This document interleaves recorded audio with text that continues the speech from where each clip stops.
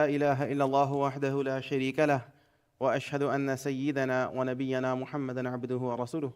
قال الله تبارك وتعالى في القرآن المجيد بعد أعوذ بالله من الشيطان الرجيم: من المؤمنين رجال صدقوا ما عاهدوا الله عليه. سبحان ربك رب العزة عما يصفون وسلام على المرسلين والحمد لله رب العالمين. اللهم صل على سيدنا محمد وعلى آل سيدنا محمد وبارك وسلم. اللهم صل على سيدنا محمد وعلى آل سيدنا محمد وبارك وسلم. اللهم صل على سيدنا محمد وعلى آل سيدنا محمد وبارك وسلم. When we look at the seerah of the Prophet ﷺ, which is really an incredible source of inspiration and support for every single believer, there's a major theme that the scholars pull out, and they apply it to every individual's personal life. And that theme is, or I should say the principle that's pulled out is, following every Meccan period, there's always a Madani period. Following anyone's personal Meccan period, there is always a Madani period. Now, the Seerah of the Prophet ﷺ teaches us that for the first 13 years of Nubuwwah, of prophethood, that was the Meccan period. And that was filled with incredible difficulty for the Prophet ﷺ and those that were around him. Right? I mean, those were the years where they struggled at the hands of the Quraysh. They suffered, they were tortured, they were killed. This was just a minority community trying to survive in this otherwise ruthless environment. So it was a very difficult period of time for the Sahaba and those around him, and it was a period of incredible constriction, where they were tried and tested beyond our belief. And for every believer as well, there are periods of time where we go through periods of significant constriction as well. And everyone experiences this. There's not a single human on the planet that is not faced with at least periods of time where they're constricted. And so the ulama say this is the Meccan experience of every human being. But following the Meccan experience of the Prophet ﷺ, there was a Medinan period. And that was a period of growth and expansion, and initially difficulty, but eventually success.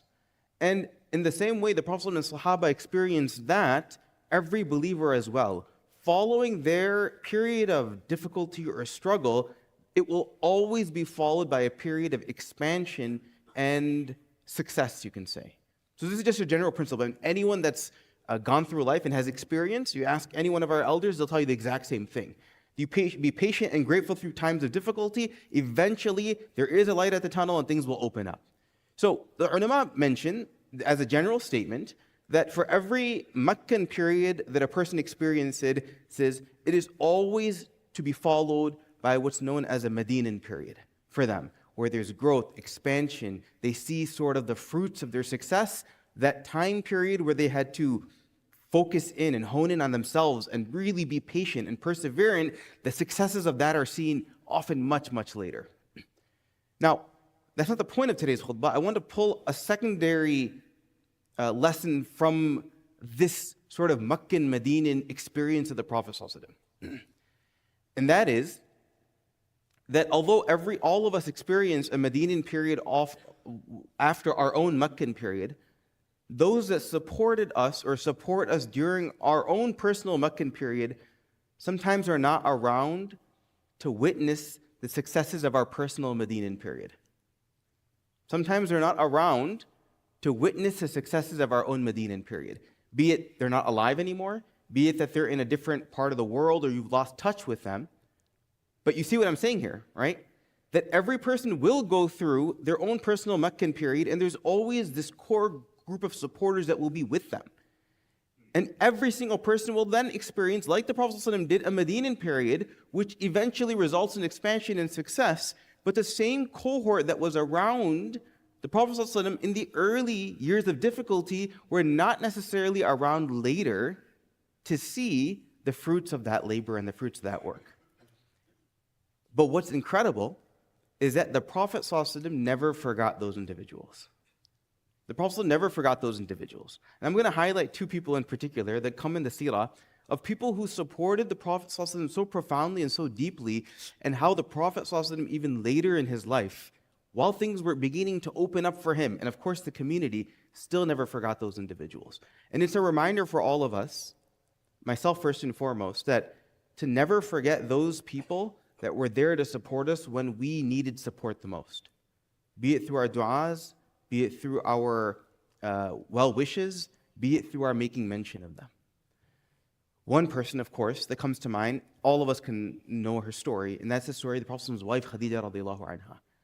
If you think about the level of support she provided the Prophet, it was incredible. It was incredible. I mean, she was ultimately the first believer. Think about what that means. I mean, for the first several years, there was only a few dozen people who believed in the Prophet in Makkah Mukarramah. She was the sole support initially of the Prophet. She was by his side. She supported him financially. She supported him psychologically. She supported him emotionally. She supported him through her children. In any which way, whatever responsibility the Prophet had, she was right by his side at all times. When he initially came down from Cave Hira in a state of panic, the first person he came to was his wife Khadija radiallahu anha, and she provided him with words of support and inspiration that are so powerful. They're narrated in Sahih Bukhari to this day, and we repeat those words over and over again. And it was the 8th year at Amr Huzn, in the year of difficulty. She was in so much support. Eventually, the boycott came to the Muslims, and soon after the boycott, through the difficulty that was experienced from that boycott, the Prophet ﷺ lost his best friend, his wife Khadija radiallahu anha. Now, we'd think, okay, so that was the Meccan period. She was there, right? During that Meccan period of time. The Medinan period came how much longer after that? The successes of the Prophet ﷺ that he later experienced and that the Ummah experienced, she never was able to see it. Was never able to see it. Now, I mean, of course, we don't know what Allah subhanahu wa ta'ala showed her after she had left this world, but in this world, she never ultimately saw the successes of her husband, the successes of her best friend, and the successes of the Prophet ﷺ and his Ummah, despite the support she provided. But there's numerous examples that come in the Medinan period of the Prophet ﷺ remembering her and making mention of her. In one instance, in just the 2nd year of Hijri, after the Battle of Badr, the Prophet ﷺ's daughter Zainab had sent a necklace to basically to pay for her husband who was now captured in the battle. So that necklace was presented to the companions, and it came to the Prophet ﷺ in exchange. Basically, take this as a payment so that you can release this prisoner of war. And when the Prophet ﷺ saw that necklace, he remembered it, because this was the necklace that his wife Khadija radiallahu anha had gave her daughter. And it brought tears to his eyes, and he became very emotional. And he even asked the Sahaba that would it be okay to sort of, let things go here, right? I mean, I'm paraphrasing the story. Would it be okay to let things go here? I mean, the emotion, the effect of his wife that was supporting him during the most difficult of times, and now they've accomplished this incredible victory, which is the Battle of Badr, which no one would have ever expected. This incredible, miraculous victory, he remembers her and the support she provided when he sees the necklace that his daughter presents. In other narrations it mentions, Aisha radiallahu anha mentions that the Prophet ﷺ would always, later in life, again, in the Medinan period, would always make mention of Khadija radiallahu anha, that core support that was with him during those times of difficulty. And another narration mentions, also it's Sahih Hadith, that when an animal would be slaughtered, the Prophet ﷺ, he would ask for portions of that meat, to sacrifice for food, portions of that meat be sent to the friends of Khadija radiallahu anha in Medina. SubhanAllah, this is someone who, I mean, if you think about it, granted, it is his wife, right? But now they're in the Medina period. Prophet ﷺ has remarried. His children are alive. There's so much expansion. There's so much other concern, right? There's so much growth that's occurring in this time. And yet the Prophet ﷺ would not forget that core supporter that was with him in his early days, and that was Khadija radiallahu anha. Another example of the Prophet ﷺ showing how much he cared about those that supported him during his Meccan experience in Meccan period.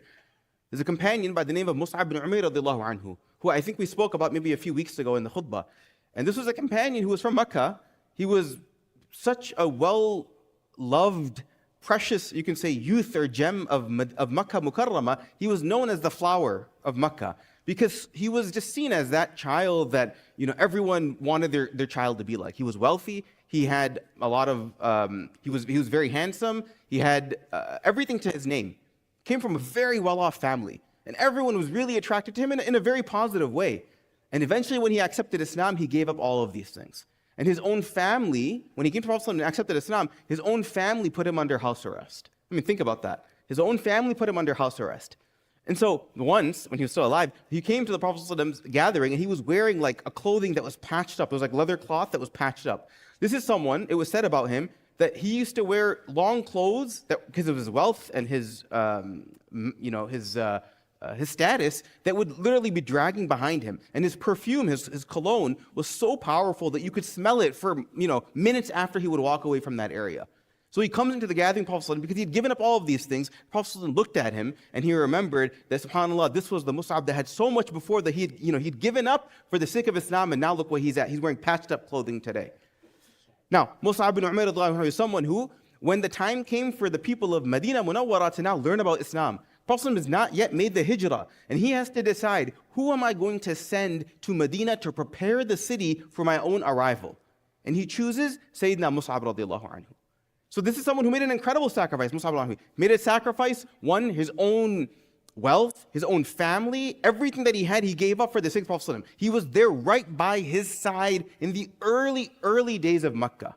Early days of Makkah. Prophet remembered this.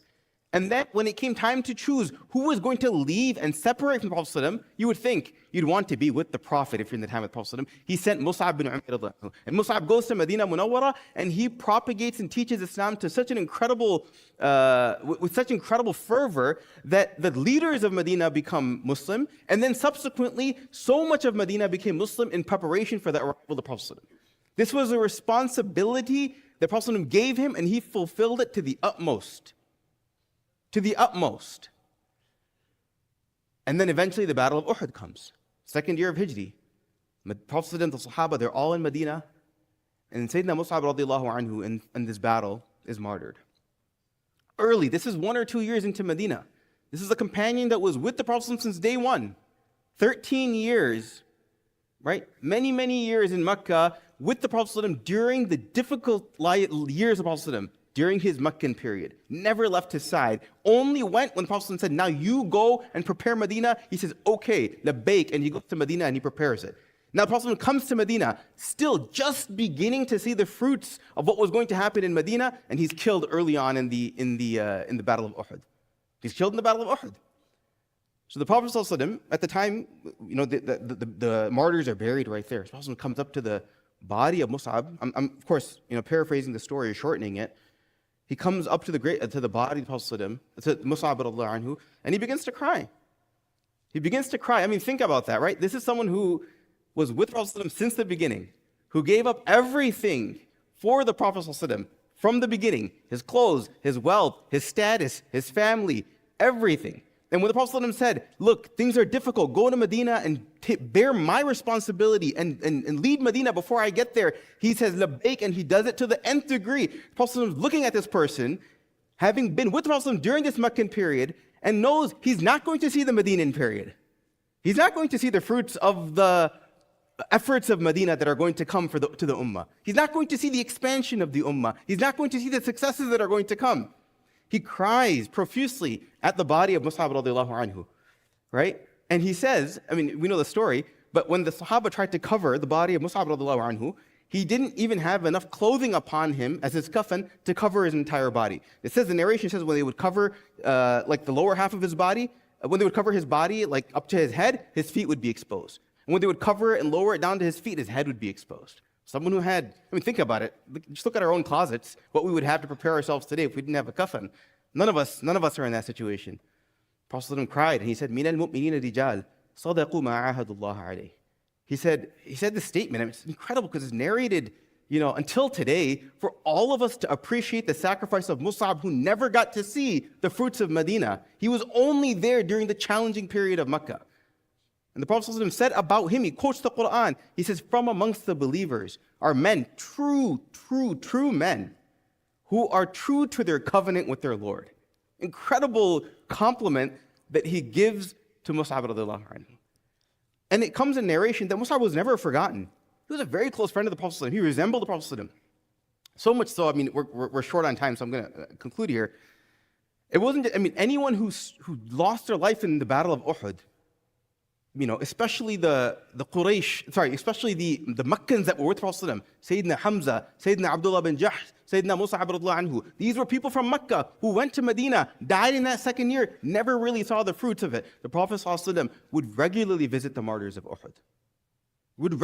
Even to this day, you go to the mountain of Uhud, the battlefield of Uhud, and that area is flocked with so many people following the Sunnah of the Prophet, which is to visit those that made sacrifice on that day. And the Prophet also never forgot Sayyidina Mus'ab. So, just to summarize, every human being has a Meccan period, a personal Meccan period, where they go through difficulty and struggle. And every human being is then subsequently going to have that period of time followed by a Medinan period. The Prophet ﷺ had this. This is the example of the seerah.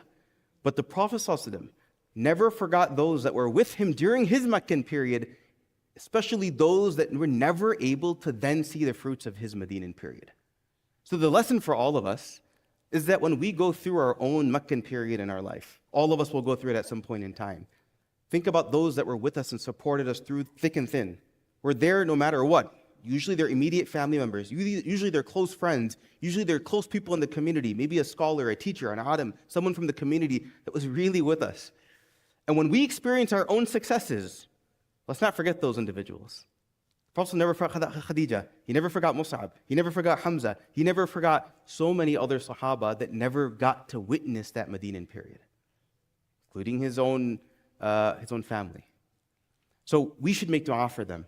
We should remember them. We should make mention of them. And we should appreciate that the only reason that I am now experiencing this Medinan period in my life, this period of success, whether it's economic success, financial success, career success, dini success, family success, is because of the sacrifices of those that were with me during my Meccan period.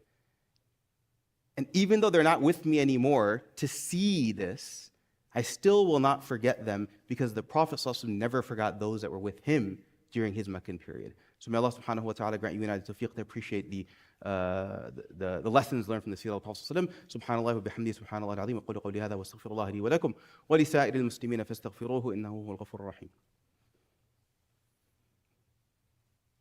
الحمد لله نحمده ونستعينه ونستغفره ونؤمن به ونتوكل عليه ونعوذ بالله من شرور أنفسنا ومن سيئات أعمالنا من يهد الله فلا مضل له ومن يضلل فلا هادي له وأشهد أن لا إله إلا الله وحده لا شريك له وأشهد أن سيدنا ونبينا محمد عبده ورسوله. قال الله تبارك وتعالى في القرآن المجيد: أعوذ بالله من الشيطان الرجيم إن الله وملائكته يصلون على النبي يا أيها الذين آمنوا صلوا عليه وسلموا تسليما اللهم صل على محمد وعلى آل محمد كما صليت على إبراهيم وعلى آل إبراهيم وبارك على محمد وعلى آل محمد كما باركت على إبراهيم وعلى آل إبراهيم في العالمين إنك حميد مجيد. قال النبي صلى الله عليه وسلم: أرحم أمتي بأمتي أبو بكر وأشدهم في أمر الله عمر وأصدقهم حياء عثمان وأقضاهم علي وفاطمة سيدة نساء أهل الجنة والحسن والحسين سيدا شباب أهل الجنة وحمزة أسد الله وأسد رسوله. اللهم اغفر للعباس وولده مغفرة ظاهرة وباطنة لا تغادر ذنبا رضوان الله تعالى عليهم أجمعين. اللهم أعز الإسلام والمسلمين اللهم أعز الإسلام والمسلمين اللهم أعز الإسلام والمسلمين اللهم انصر الإسلام والمسلمين اللهم انصر المسلمين في كل مكان برحمتك يا أرحم الراحمين. أعوذ بالله من الشيطان الرجيم إن الله يأمر بالعدل والإحسان وإيتاء ذي القربى وينهى عن الفحشاء والمنكر والبغي يعظكم لعلكم تذكرون. عباد الله اتقوا الله واذكروا الله يذكركم ودعوه يستجب لكم ولذكر الله أكبر والله يعلم ما تصنعون.